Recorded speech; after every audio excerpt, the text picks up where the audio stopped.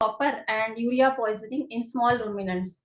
And I'm going to deliver this topic related to poisoning. Many a times we use copper and urea, and copper, it is micronutrient which is very essential, especially for the sheep.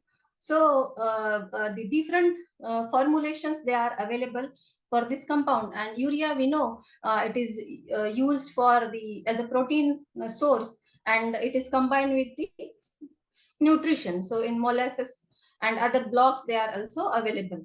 But what happened if we are using any compound, and if it is not in proper dose or improper exposure happens to this compound, they may cause the toxicity. So higher doses of any compound, it may be poisonous for any species.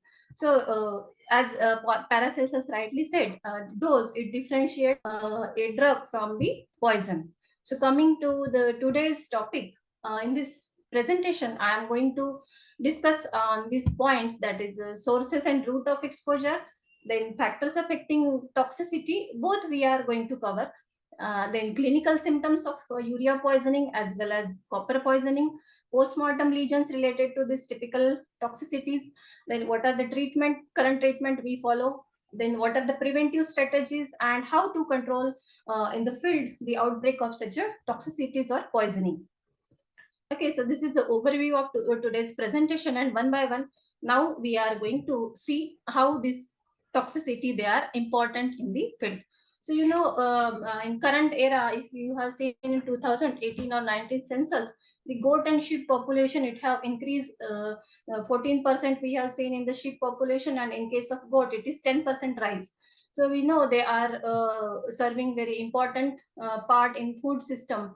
So the meat what we are getting in from both the species, that is important, and also the milk, it is equally important.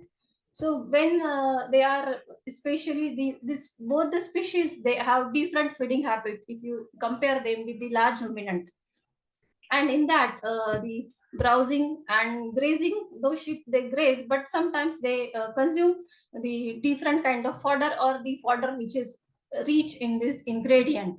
So first we are going to discuss about the copper poisoning. So copper, it is very essential stress element in the animal diet, and because it is trace element, it is required, and required in such a way that it should not be toxic.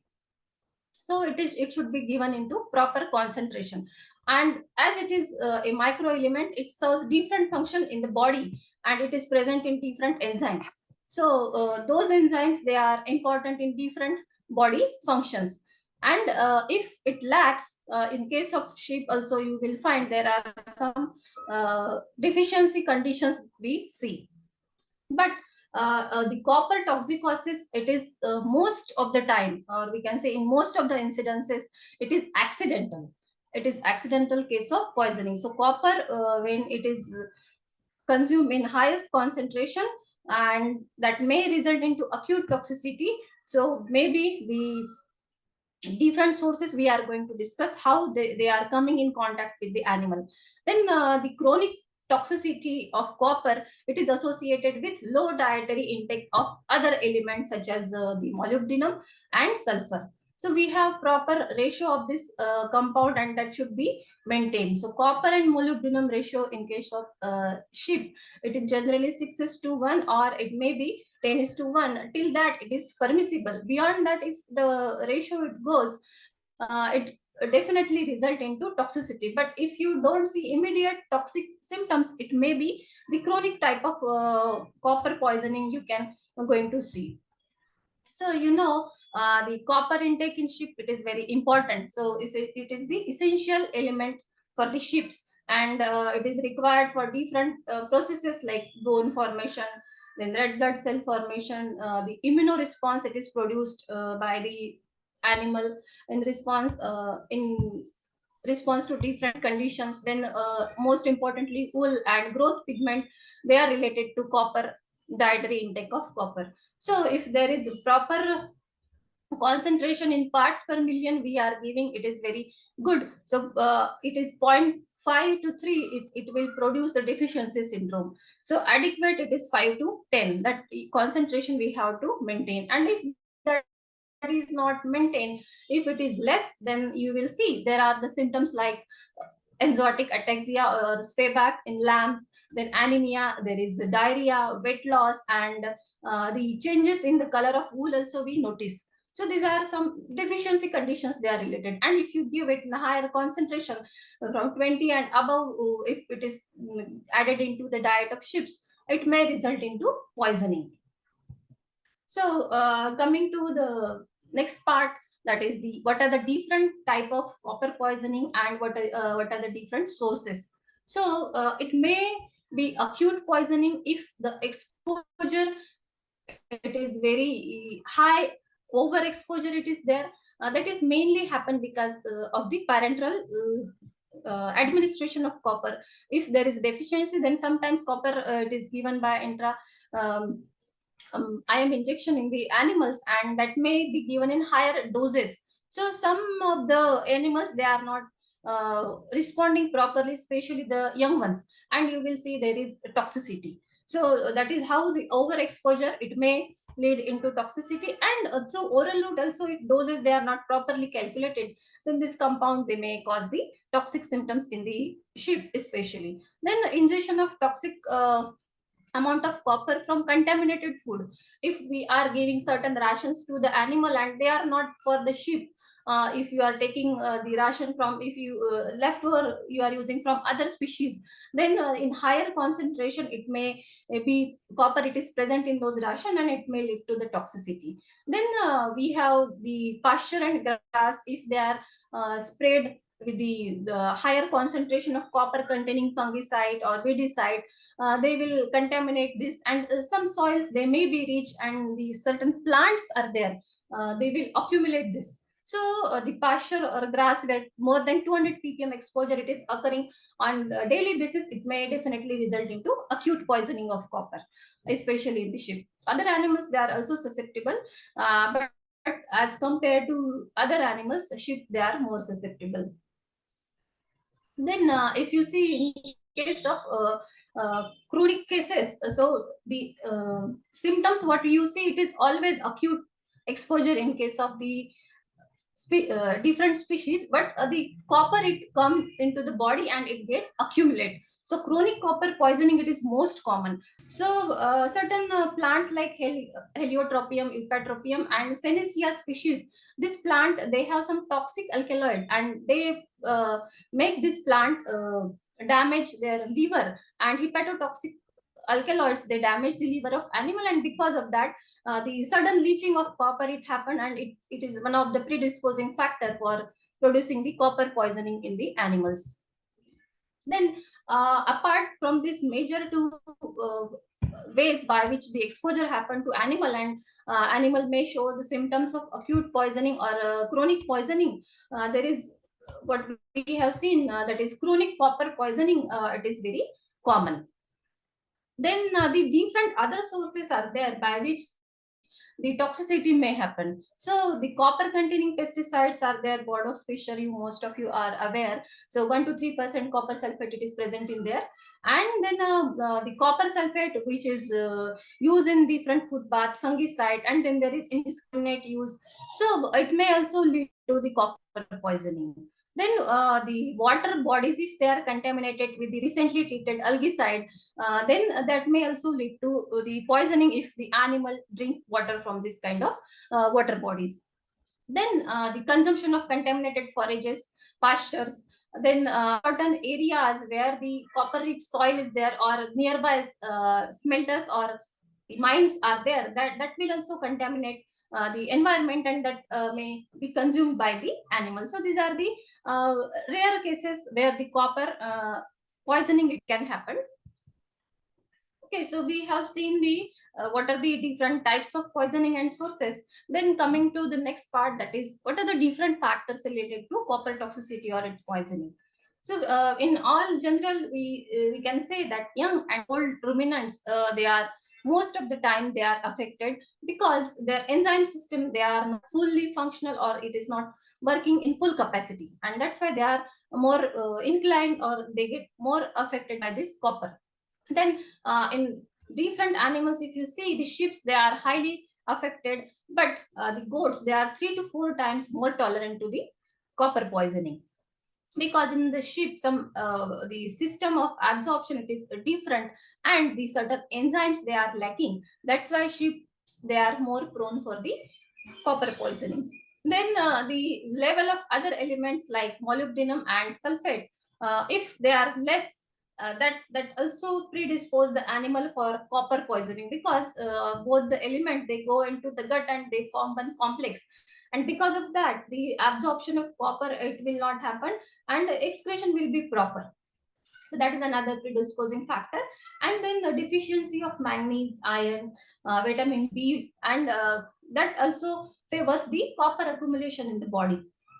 Then the other conditions, like if the animals, they are already in the stress, maybe there is traveling stress, or deworming, if it is recently done, or there is heat stress, so this will also make the copper imbalance, and that result into poisoning. Then hepatotoxic substances, if they are used, or if animal are consuming by one or other way, or some plants they are consuming, that will also increase the copper retention in the animal's body. Then if the animal, they are already suffering from malnutrition, or they have certain malnutrition condition, that will also predispose the copper poisoning. Then the vitamin mineral supplement, which is having more than 30 ppm of copper, and that is daily consumed by animal, so that will also predispose the animal for the toxicity. Then the different levels, so what is the minimum safe, and what are the toxic concentration that is required in the diet, or how they are there. So if you see, in case of sheep, the copper requirement in total, as per previous, it was 7 to 11, and beyond that, if it goes to 25, it is definitely the toxic.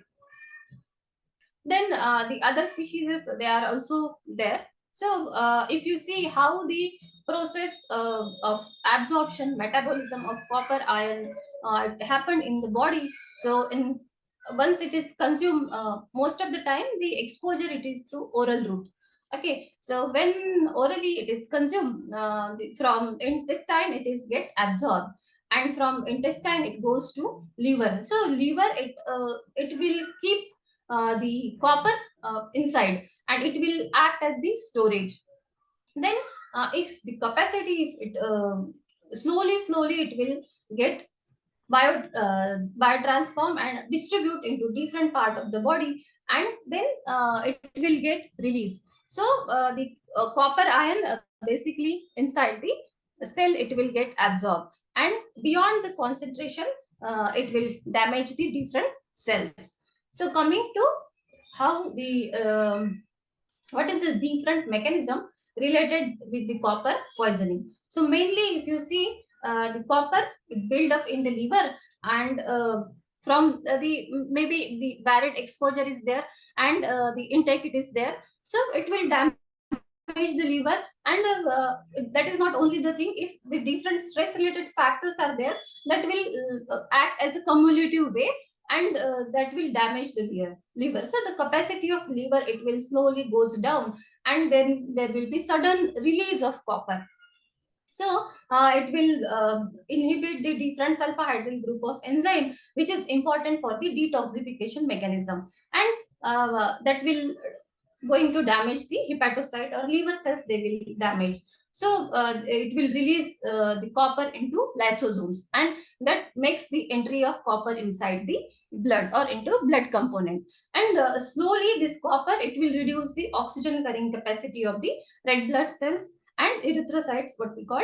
So so the symptoms, what you will observe at this stage is, the animal will show dyspnea, there will be anoxia, hemoglobinuria, and after sometimes you will see the animal will collapse, and the death, it may be seen within 24 to 48 hours in case of copper poisoning. And another mechanism is where we can find that this copper ion, it will bind to sulfahydryl group of enzyme of the glutathione, hydroxylates, and it will increase the reactive oxygen species. So it will enhance or increase the lipid peroxidation, and because of that there will be decrease in the cell membrane permeability. So it will lead to increase in the fragility of RBCs, and that will make the certain changes in the RBC, so that that will rupture.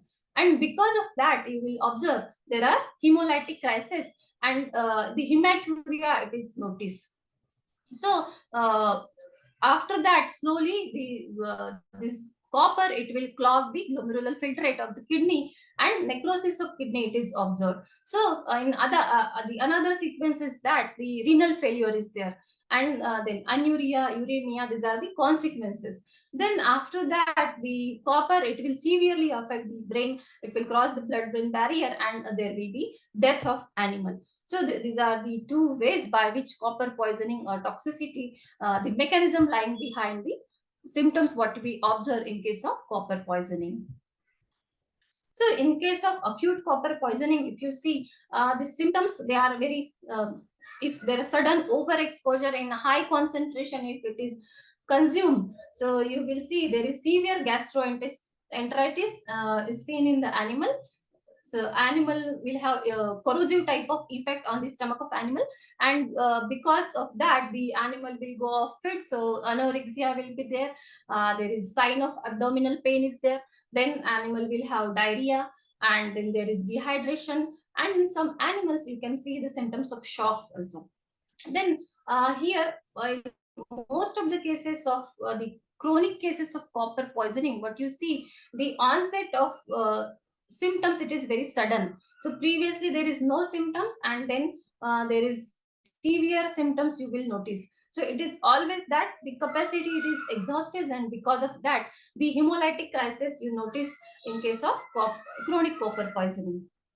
So how we can see or how we have to diagnose? So there are different ways. So clinical and laboratory signs in affected animals, it will again include, there may be some animals they will show depression, there is lethargy, then weakness, the recumbency will be there, and rumen stasis, so activity of rumen it will be reduced, and anorexia, there is thirst it will decrease, dyspnea, and the mucous membrane that will become pale. So after in later stages, you will see there is yellowishness around the eyes or conjunctival mucous membrane. So this is because of the jaundice it is produced because of the chronic copper poisoning intoxication. And in several days you will see definitely there will be hemolytic crisis, the liver enzyme concentration, if you check the ALT and AST, these are usually seen increased on initial days of the poisoning. Then the hemolytic crisis, if you do the laboratory test, uh, the different symptoms they are seen. And then there is PCV, it will decrease blood glutathione concentration, that will also decrease because these are inhibiting, or they are combining with the sulfhydryl group of enzyme, and because of that you will see the concentration it will decrease. So the copper in some single dose, if you see from 20 to 210 milligram per kg of body weight, it can cause acute toxicosis in the sheep, maybe exposure through oral route. Then coming to the chronic toxicity of copper. So here the signs, they are most of the time they are related to the hemolytic crisis which is observed in the sheep. So you will see there is acute anemia, the animal will show.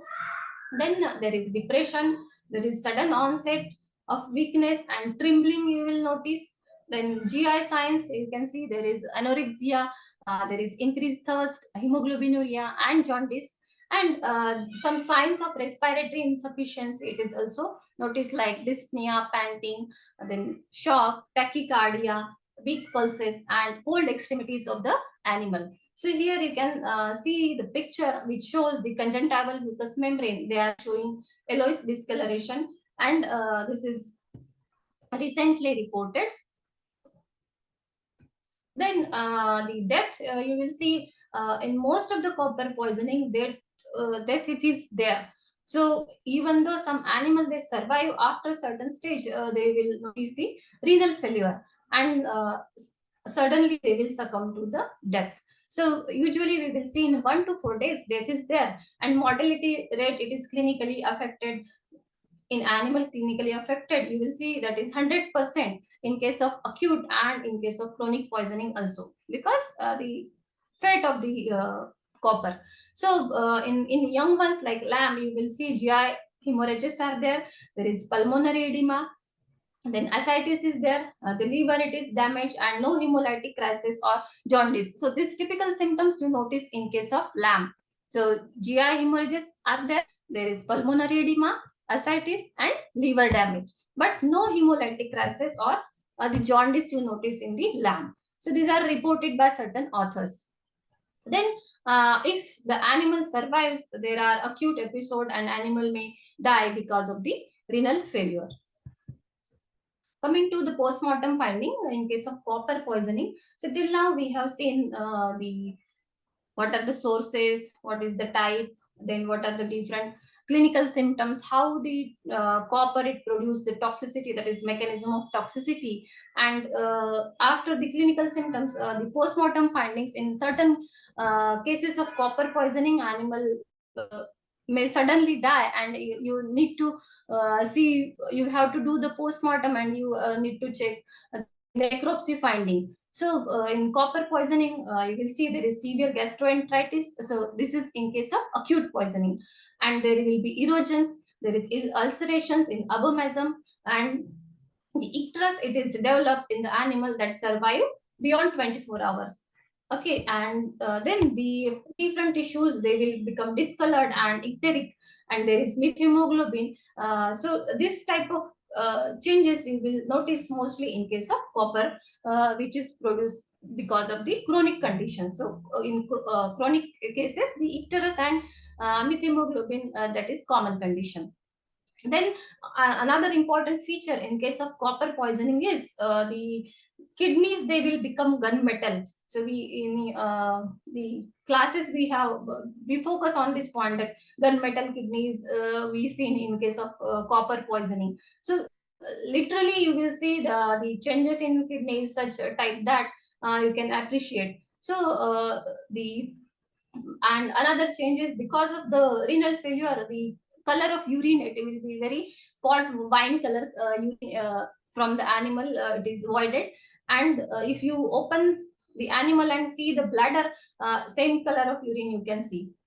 Then in certain authors they have authored that changes they have also reported in the spleen. So enlarged spleen most of the time it is reported, but not by all, in all cases of copper poisoning. Then there is dark brown black parenchyma, and there is because of this all because of hemolytic crisis.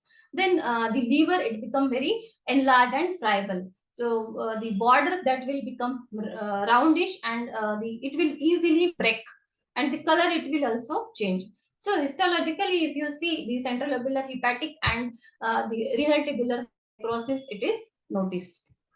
Here you can see the kidney, which is the intact kidney, it is also there, and you can see the cut open kidney, it is also there. So in both the side, the appearance of kidney it is totally changed. And the liver you can see it is typically bronze color liver, which is very affected because of the over consumption of this copper. Then another important post-mortem symptoms you can notice, post-mortem change you can notice, that is the lungs they are showing dark brownish discoloration, and there is oozing of yellowish frothy fluid from the major airways.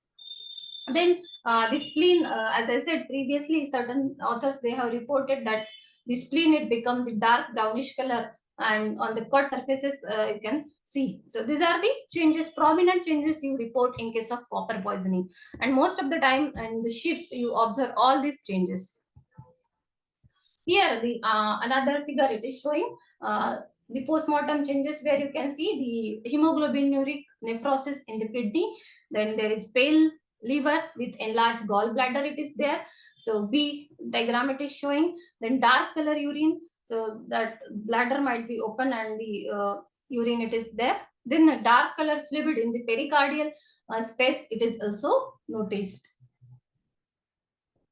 Then so with this if you see that the fate of copper in the animal body, if the sudden acute exposure is there, some similar but distinguishing symptoms are there, and in case of chronic, the sudden release of copper is there and the symptoms they are related to them. So what we have to diagnose the copper poisoning.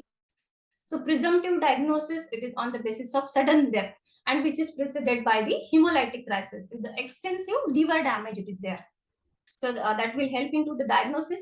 Then another important criteria is the elevation of serum copper concentration. So this is the confirmatory in case of copper poisoning. But in all the phases of poisoning, you cannot say that same copper concentration you can get, and the blood and serum, they are not the absolute what you can say, the fluid from which we can collect, because it will change the concentration. But the concentration, if you take it from the liver and kidney, it will give the accurate measure for this copper, and that will confirm your diagnosis of copper poisoning. Then in case of the acute cases, you may see there are blue green ingesta, and there is increased fecal and the kidney copper level. So this is again laboratorically you can estimate. So these are the major important points related to diagnosis. Apart from this, differential diagnosis we have to do. So the other disease conditions, like if there is animal, sometimes they suffer from infectious gastroenteritis and similar kind of symptoms you observe, and but there may be hyperthermia, it is there, and the other causative agents, they may be causing this. In leptospirosis, where also you observe the color of urine, it change to reddish color, and that is the condition. Then the arsenic and mercury selenium toxicosis, it is also there, where also the similar kind of symptoms they are noticed. But in case of copper, what we see, the confirmation, it can be done with the estimation of copper concentration. And phenothiazine toxicity, it will also the similar kind of symptoms. Then this is the another aspect. So there are some spot tests. Basically we teach this in the laboratory, but the chemical which are required, they are very simple. If at the field level, if you can make it available, it is very good. So in this, the ammonium carbonate, 20% it is used, ammonium sulfide it is used, and potassium iodide it is used. So it is in the different concentration, and if you put a drop of suspected sample, it will give the immediate change in the color. And if ammonium carbonate, if it is turning into light blue, it will confirm the copper. Ammonium sulfide, it will give the black color, then it is the confirmatory test. And potassium iodide, it will turn into brown, it is again the confirmatory test. So though the chemicals, they are involved, but if you make one time the chemical, you can use it around the year, and that will give you the spot result for the copper. Then coming to the treatment and management. So in most of the cases of copper poisoning, the treatment, they are not successful. So that is what we say, the fate, it is very dangerous, or prognosis in most of the cases it is guarded. So treatment, it is not successful if the clinical signs they are already set. But if you are suspecting, then the treatment definitely it will be helpful. So here the chelating agent penicillamine, it is used. Then in the sheep, it is at the dose of 50 mg per kg body weight orally. It can be given for 6 to 7 days. So for 1 week protocol you can follow. Then apart from this, ammonium molybdate and sodium sulfate, they are very good in the treatment of chronic copper poisoning. So they will form the thiomolybdate complex, and that will prevent the absorption of the copper, and slowly the absorption, when it is prevented, the excretion, it will become faster. So that in that way you can prevent the more damage to the other organs.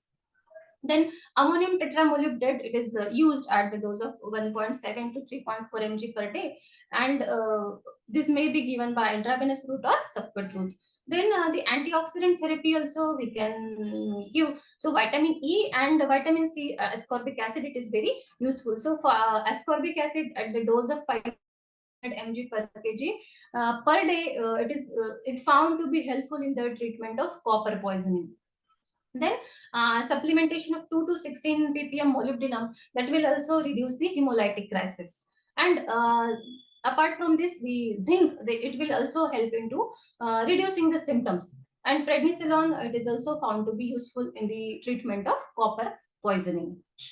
So the basic thing, we have to use either chelating agent, or if the chronic condition is there, we can go with the ammonium molybdate and sulfur, sodium sulfate, and ammonium tetramolate also you can use. And the antioxidant therapy, why we are using, because they are affecting the liver, and in some way we want to protect the liver. So vitamin E as well as vitamin C, it is helpful in certain cases. Then how we can prevent? So for anything, we consider that prevention is better than cure. So here, in case of copper poisoning, what basic things that are important for the prevention?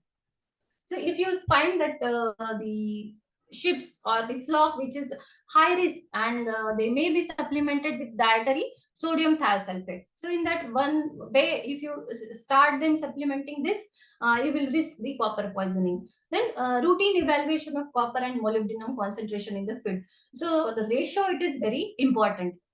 If you maintain the ratio, then the chances of toxicity, it is very minimal. Then over supplementation of animal with chelated mineral, that should be also avoided. Then the copper level, you have to monitor from the water. So in case of the sheep, it is 0.5 ppm. If water going showing more than this, then you have to be careful. Then feeding especially fortified trace mineral salt, it is essential for the healthy maintenance or management of the sheep. Then if you are sending ships to the grazing areas, then there are certain toxic plant, what we have seen in previous slides, the helicotropium and senecio species. So they are making the liver damage, and they are releasing certain alkaloids, and because of that, the copper, it is producing the toxicity. So either you have to make them stall fit, or you have to avoid in the affected areas where you can stop the grazing. Then coming to the control, so only we have to focus how we can improve our practices. So we should not feed the sheep exclusively those rations they are formulated for other species like cattle, swine, or poultry. That means their dietary requirement is different, and for sheep it is different. So in that care we can take, in that way we can control. Then the rations which are allowed, and as per the guidelines they are made for the sheep, definitely you should feed them to the ships. Then the feed testing in the endemic areas, it should be mandatory. So if you find there are certain plants, the forages which are accumulating the copper, and the sheep or goats they are grazing on that, that may be a problem. So we can do the testing of feed, and some formulations are there where you have doubt, that also you can test. Then apart from the checking the level of copper, we should also we should also see the levels of molybdenum, sulfur, and iron level.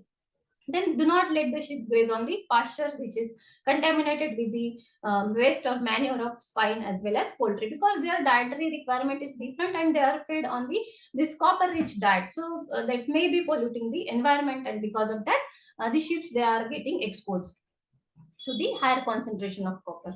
Then the sometimes we use the algicide nearby to the pond, or the farmers they use, and they forget. Sometimes they contaminate the water bodies. So if we have proper other alternatives apart from the copper containing agents, we should use them. And if it is if we don't have alternative, then you should don't allow your animal to graze on that area. So these are the control related points of copper poisoning. Then so this was about the copper poisoning, where we have seen the different sources, what are the factors, then the how different symptoms are there, how you can clinically differentiate from it other poisoning, and what is the treatment and prevention and control, it is another important point. You can see the old maximum permitted level in case of the sheep and goat, and now the new maximum permitted level they are given on the basis of dry matter contained. So these are in the milligram per kg. So you can see 15 to 17, and in case of goat it is 35 to 40. So that was about the copper poisoning in case of small ruminants. And the next area is the urea poisoning. So most of us is aware that urea it is used for the different purposes in the animal diet.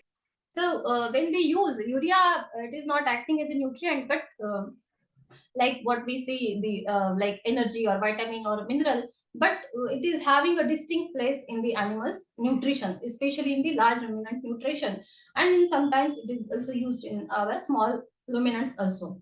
So the rumen biodegradable protein percentage of diet, it can be easily increased by addition of urea or related compound that we call the NPN compounds. Then when we compared them to the natural protein source like soybean meal or other different protein sources, the cost it is major factor. So urea it is less expensive. If you see per unit of the crude protein, then cost is it is very less. Then urea it is best utilized with the high grain diet such as energy containing diet where the TDN if it is proper, then the rumen microbes they utilize this for the synthesis of the protein and amino acid. So the forage diet they are digested slower and thus leading to the less efficient use of the urea by microbes. So this is the table it is showing the non-protein nitrogen sources and their characteristics. So if you see urea, the other compound are there, the diammonium phosphate, monoammonium phosphate, and how much protein equivalent they are there. So in all, we see that feed grade urea is the cheaper source for the availability of making availability of the protein. Then coming to the different sources of urea poisoning. So as we have seen previously, in case of the copper poisoning, the acute poisoning it is also there, and chronic cases of poisoning it is also there. But in case of urea poisoning, 99% if you consider it is the acute cases of poisoning. And the exposure if you consider the accidental exposure, accidental ingestion, it is there, and in high concentration the animal will consume. So maybe it is in the form of fertilizers or as a dietary source also it may be consumed. So accidental ingestion of urea fertilizer it is common. So here maybe dry or liquid fertilizer they containing ammonia or ammonium salt or urea that is consumed by the animal. So what happen in the field when the farmers they use it, they will keep the sources, the bags they open, and sometimes animal may leak, or the improper mixing it is also there, and maybe the fodder it is sprayed with fertilizers.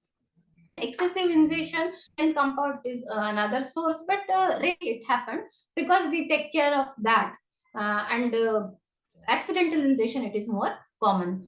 So if you see 1 gram of pure urea, it is furnished as 2.92 gram of the protein, and that is how it is important, or how we are adding for the protein production.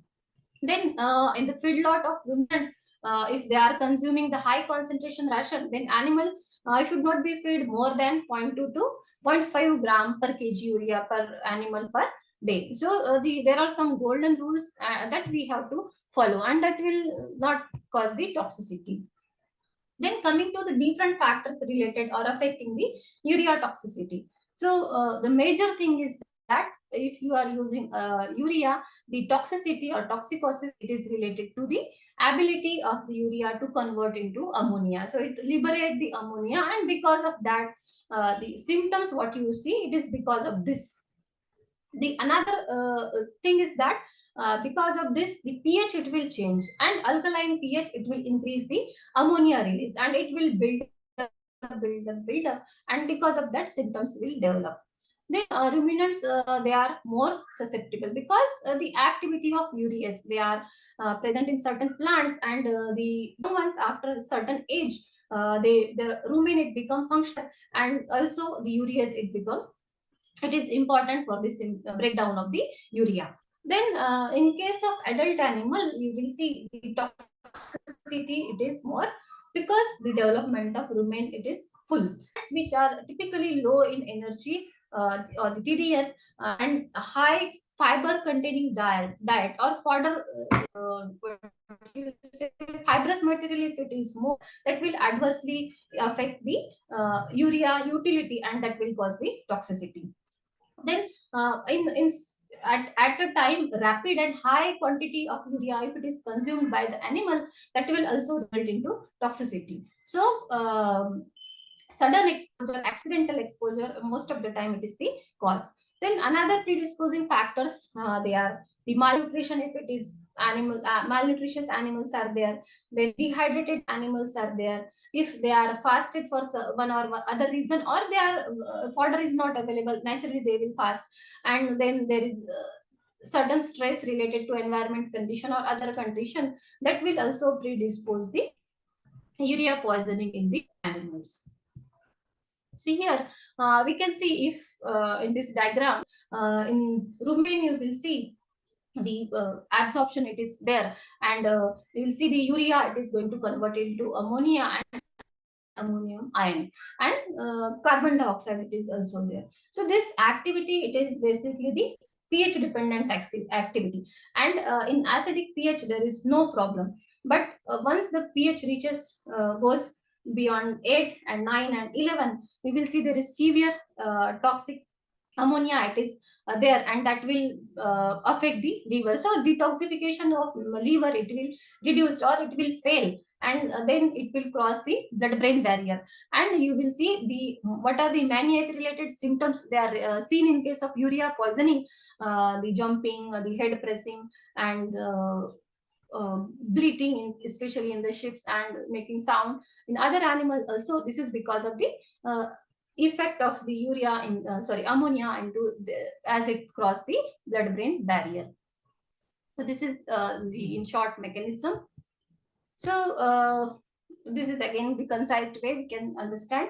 So the when urea it is consumed, it is converted into ammonia, and that will be released into the body. So release and absorption of ammonia, it is basically the pH dependent. So when the pH it is in 9, the ammonium ion and ammonia which is produced, that is equally absorbed into the rumen, and where the microbe they can efficiently use them. But beyond the 11 pH, the ammonia, it will the detoxification mechanism, it will fail, and the liver, it cannot detoxify it. Then it will cross the barrier at high concentration, it goes into the blood, and then it may cross the blood brain barrier. So that is how the fate of how the urea processed into the body. Then we will see different clinical symptoms related to urea poisoning. So here you can see the most of the cases, they are of peracute kind, where you will see the animal are dead. The number of animal, if they get exposed to the high concentration of urea, there will be death of all the animals. So no symptoms you can see except the tympany, or a heavily bloated animal you can notice. Then in the early cases of urea poisoning, you can notice that animal suddenly they will become uneasy, they will walk from here and there, they will start salivating. So frothy saliva you will notice. So you can see the diagram is here, where the animal is showing the frothy salivation because of the urea poisoning. Then animal will grind teeth. So this is the typical symptoms. Then there will be muscle tremors. So these are early signs. Then if you observe the rumen, there will be rumen atony, which is followed by tympany. Then animal will develop the behavioral sign. So this typically when it will cross the blood-brain barrier. So animal will struggle, there will be bleeding, the kicking at abdomen. So there is pain because the bulging and the colic is there. Then increased in the jugular pulse, marked jugular pulse you can observe. Then animal will have not proper coordination. There will be severe twitching and tonic convergence it is observed. Then you can see the death of animal, it is there, and the mucous membrane that will become cyanotic. Then animal will become anuric and hyperthermic condition. So over exertion, over walking or struggling, this will increase the body temperature and you will notice there is hyperthermia. Then in advanced stages, the animal have the recumbency. So sheep or goat, they may be go in recumbent condition. Then in sheep, you will typically observe the regurgitation and death. It is seen after 4 to 5 hours after the ingestion of urea or excessive ingestion of NPN compound. So these are typical signs. If we divide this clinical signs, so you typically observe there are behavioral signs are there are nervous signs are there are autonomic signs are there, then some dependent signs are there, the locomotor signs are there, and gastrointestinal signs are there. So every system slowly it will get affected. So initially the gastric signs are there, then slowly you will see the autonomic behavior, it will change, the nervous sign they will develop. And here you can see the picture that is showing the blood in the anterior chamber of the eye. So this is typically the picture of sheep which is poisoned because of the urea. Then this another picture, it shows the sheep in the lateral recumbency, that had the tetanic convulsions and jaw champing. It is also noticed here in the typical case of urea poisoning. So those were the clinical symptoms related to urea poisoning. Then coming to the post-mortem lesions, or what different post-mortem finding we observe in case of urea poisoning. So it is very common, we can say, because in most of the cases you will see there is tympany, there is bloat, and other cases of poisoning there is salivation, it is there. So the characteristic post-mortem lesion, they are we can say very less or few, we can say, or there are none. So carcass, it may appear typically blotted, and this urea affected or urea poisoned animal carcass, it will decompose very rapidly. There is from normal to affected animal, you will see there is a difference. Then if you cut open the animal, and you will observe there is pulmonary edema and congestion is also noticed. There might be some petechial hemorrhages, it is also observed. Then the liver, it will show enlargement, the paleness, and it will again become friable. So this may be seen in a few days. Then the animal will have mild bronchitis and catarrhal gastrointestinal sign also you observe. Then in few of the cases, if the exposure is recent and the carcass it is freshly you go for the PM, that time you may have the smell of ammonia. So ammoniacal odor is noticed. In certain cases, you may find if the in initial cases if you perform the postmortem. So ammoniacal odor, it may be seen from the it may be smelled from the ingesta. So here you can see in one of the case reported by author, the rumen, it is having the watery content, and that ruminal content pH, it was changed, so it would become highly alkaline.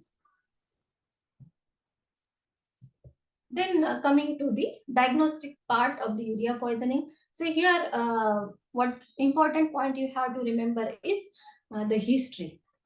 Okay, so detailed history from the owner you have to take, and you have to check whether there was any recent exposure it is there to the animal, or if the animal is fed on the affected pasture, or they have stored the NPN compound near to the animal shed and animal accidentally eaten that, or the formulation of ration, it was not proper. Maybe sometimes it happened, or sometimes what happened while mixing the granular urea, it stays, and that will consumed by the animal, and that will lead to toxicity. So the history, detailed history from the owner, that will help you.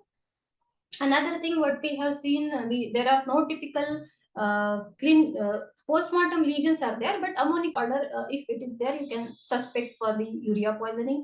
Then the clinical symptoms, like what they are again common in the other cases also. So you see there is maniacal behavior, behavioral changes, the salivation, that is again seen in case of OP poisoning.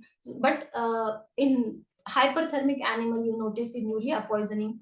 Then in case of organic organochlorine toxicity, you will notice the similar kind of nervous symptoms, but there is not hyperthermia. Then in brain engorgement also, you notice the similar kind of symptoms, and even nitrate and cyanide poisoning also. But there the order will be ammonical in case of cyanide poisoning. And in other metal, like arsenic and other heavy metal poisoning also, the gastrointestinal symptoms, they are there. So gastroenteritis will be accompanied with the other symptoms. So here the diagnosis you have to do on the basis of detailed history, the clinical symptoms, and if animal, some of the animal from the flock, if they are dead, you have to conduct the PM, and along you have to correlate all these three things, and you have to come on the diagnosis. So you can go for checking the pH. So decrease in the pH, after sometimes it is noted. Then blood glucose level, lactate and bun, they are increased in case of urea toxicity. And the samples you can send for urea poisoning if you are suspecting, or if you are suspecting that it may be because of someone's ill motto, so malicious case, it may happen, but there are rare chances. So in that case, for confirmatory diagnosis, you can send the sample to the laboratories, where you have to send whole blood. Most of the time you should froze it, frozen whole blood you can send, and you can otherwise you add 1 to 2 drop of sodium, saturated mercury chloride, or urine also you can send 5 ml urine. And ruminal content, if you are considering for sending to the laboratories, the 100 gram of ruminal content also you can send for the investigation. So with this basis, you have to confirm the case of urea poisoning. So remember, always take a detailed history, and that will be helpful. Then once you confirm the diagnosis, you have to go for the treatment. If there are some survivors are there, you have to definitely treat them, and you have to save their life. So here most of the time recumbent and moribund animal, they will not respond to any treatment. So their fate, they will die after some times. But certain animals, they are in good condition or they have less consumption, then you have to go for the treatment. So first important thing what you have to do, you have to eliminate the source of poison. If it is nearby feed, if it is contaminated, or urea it is spilled over there, or the water from the any tank which is having urea, it is had animal drunk, so that you have to remove. Then the next stage, what you have to give is the acetic acid.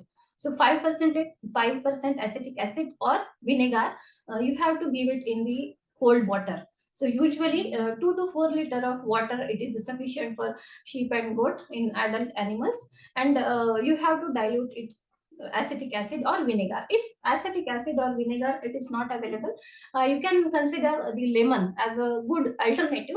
But if you have acetic acid and vinegar, you should go with it. So lemon, you can maximum 10 12 lemon, you can squeeze it out, the juice, you mix with the same quantity of water, and you can give it to animal orally. If animal is cooperative, you make it drink to the animal. So drenching you can do. Then so that will slow down the formation of ammonia, and that is why we have to do this the first. Then tympani you should relieve. Then supportive therapy you immediately start. So isotonic saline solution you can administer by intravenous route. And in some of the animal, if you noticed the nervous symptoms are there, then you have to calm down the animal. So pentobarbital sodium or diazepam, diazepam you can give. And the because of overexertion of animal, if the animal is having fever or hyperthermia it is there, then the um, cold compress or the cold water you can spray on the body of animal, that will give relief from the fever. So in the treatment, what thing you have to remember is the glucose and calcium, they are not administered in this case. They are contraindicated. They will have the other effect, and you have to prevent the use of these two things. So in case instead of acetic acid or vinegar, you can go with the lemon, or even the buttermilk also, which is having the lactic acid, and at the remote places most of the time we don't have the acetic acid or vinegar, then you can consider that also. Buttermilk also you can use, but it should be some sour, so that it will help to the animal. Then coming to the prevention and control of urea poisoning. So here what we can do is that do not we have to regulate the use of urea first. If you are introducing it to the animal, you have to slowly introduce into the animal feed. So if the animal are they are hungry or they are malnourished or dehydrated, in those animals it is better to avoid the use of urea. So do not feed these urea or related compound to the hungry, hydrated or malnourished, especially in case of sheep or goats. Then always start with the small quantity. So gradually you have to increase the urea, gradually you have to introduce it, so that the animal body it will become uh, it will have some time to adapt with the process of processing this urea. And the rumen microbe, they will also develop the process so that they can convert into ammonia and then to the required proteins and amino acid. So in that way you have to gradually introduce it. Then mixing of urea with the molasses or fodder or good quality silage, it will also reduce the risk of urea poisoning. So proper mixing it should be there. So you should not use the hard part or the bigger granules. So now we have different form, they are available in the market, so they can be used effectively. And if you are preparing the different blocks, use it with the care, so this will reduce the chances of poisoning. Then another important precaution we can do, that is do not graze the animal on urea applied fodder or urea spread plant if they are there, or if you have used a different kind of nitrogen containing fertilizers, they in that area the animal should not be grazed. That will automatically reduce the exposure. Once there is no exposure, you will not see any poisoning. After some days, you can give that fodder or plants to the animal, so there is no urea. Then another important precaution what we have to take is regarding the storage. So most of the time the exposure happen to animal, it is because of the faulty practices, faulty managemental practices rather we can say. So if you have the treated molasses is there and it is not completely done, and if you are going somewhere, farmers sometimes they leave, so the animal may have access and they can eat, so that care you have to take. Then if you have if you brought it for the purpose of fertilizers, as a fertilizers, then keep it away from the animal shelter or where the animals they are kept. So storage, you have to be careful while you are storing. Then if any spillage it happened by accidental or mis practice, then you should immediately clean those spillage, and the space you have to clean, so that the animal they cannot come in contact with the spilled urea. Then in the larger tank, if you are providing the water, you should never mix the urea in that water. So maybe for field fertilizer purpose you are making the solution in some containers, so you should not give water in those containers. So the sudden exposure it is very dangerous. If they are feeding on this ration containing urea, then it's okay, but for young animals, if first time they are having the exposure, then that will be very dangerous for those kind of animal. So this preventive measures we have to take when you are keeping the urea or urea related compounds.